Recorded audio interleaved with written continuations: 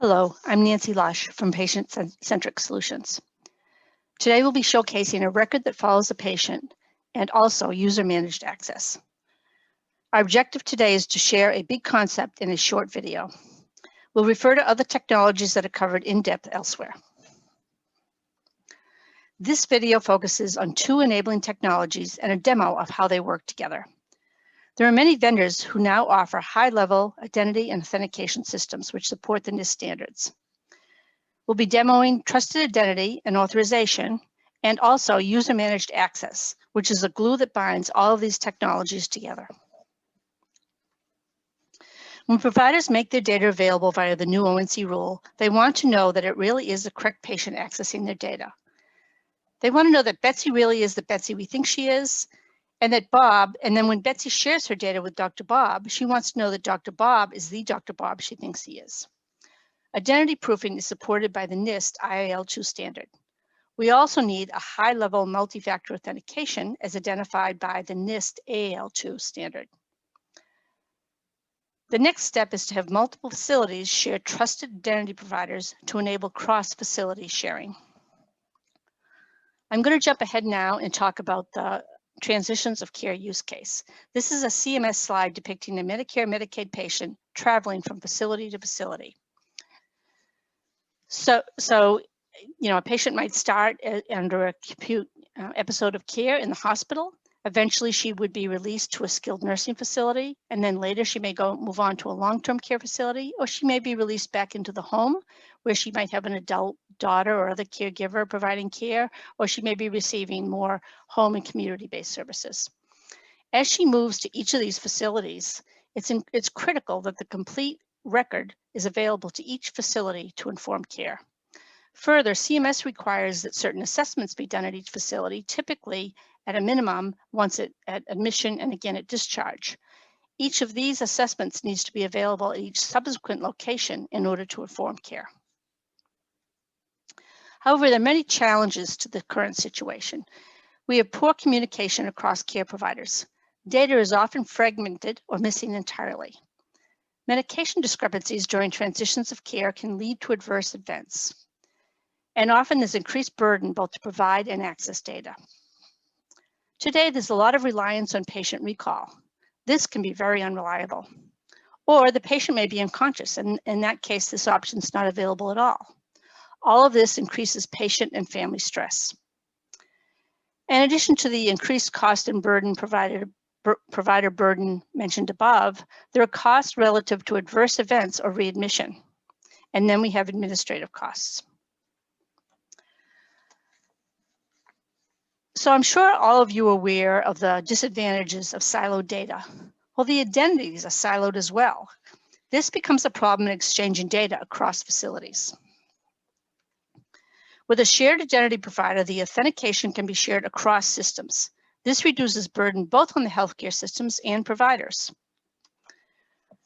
Patient share promotes this notion of the patient record following the patient.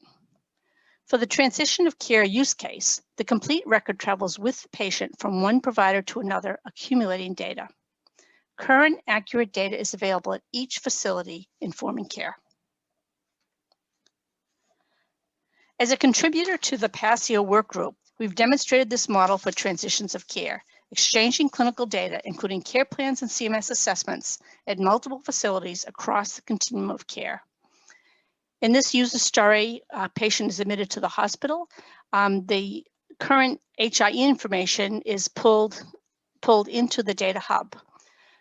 The hospital can access that information immediately, and they can also write in the updated information or transitions information to the data hub. When the patient arrives at the skilled nursing facility, that data is already available to inform her care there. Similarly, additional assessments and any other additional information during her stay at the skilled nursing facility is written back at the data hub. And this story goes on as she moves from facility to facility. Across the continuum of care, both the patient and family also have access to her data to help inform what's going on with the patient. This is all driven by a computable patient consent. The patient or delegate decides who has access to the data. The consent becomes the policy that dictates what exchange is allowed. The transparency feature provides insight into when and by whom consents were created and who has accessed what part of Betsy's record. UMA supports sharing at a granular level.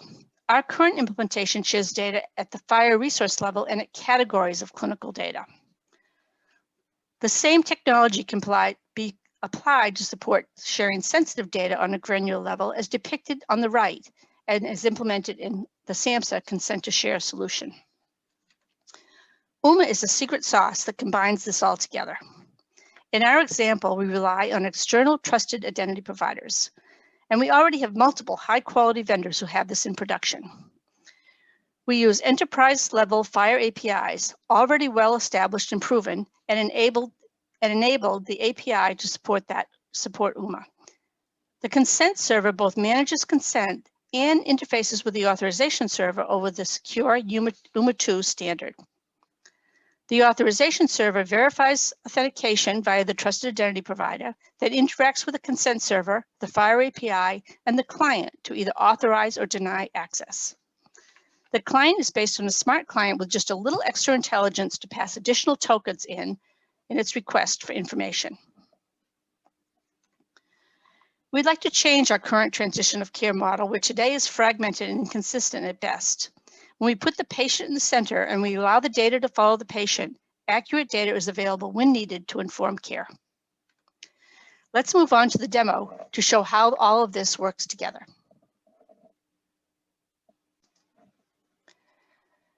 We're going to start our demo already logged in as Betsy, and this is her dashboard. So, of course, the patient has access to her full data, starting with demographics, medications. I won't go through all of it right now, conditions, lab results, assessment, her care plan, and I'll be demoing the rest of that in just a minute. But let's go back to her dashboard. We see here that she has created 3 consents to share data.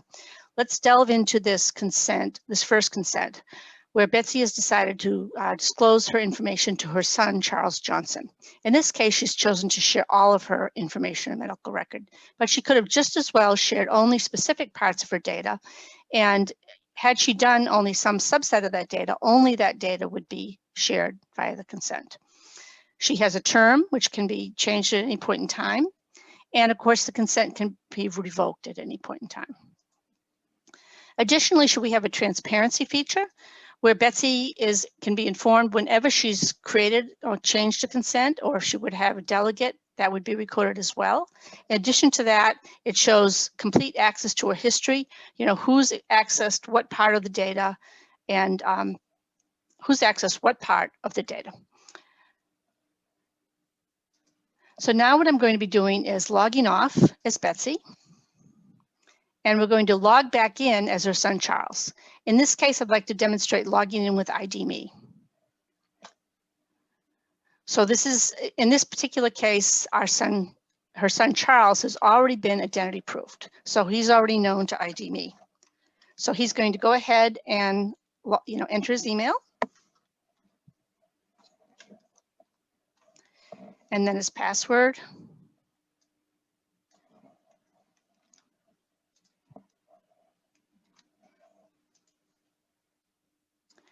And he's going to elect to have his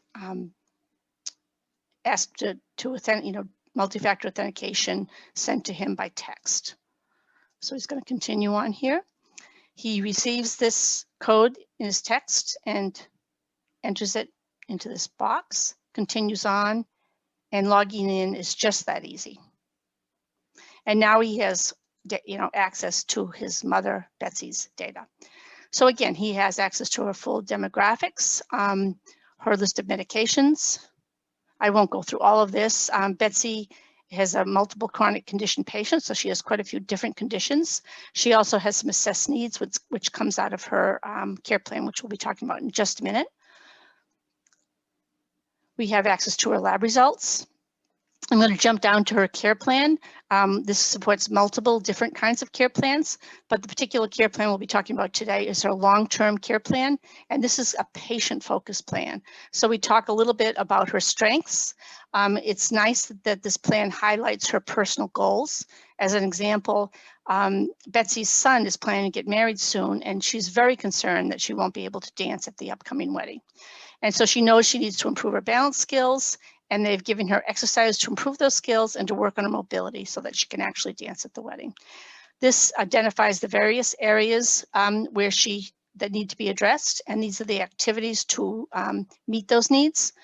It includes, start end dates of each of the activities, the frequency, the costing information, and contact information of the person providing the services. It also has risk assessments and a risk management plan.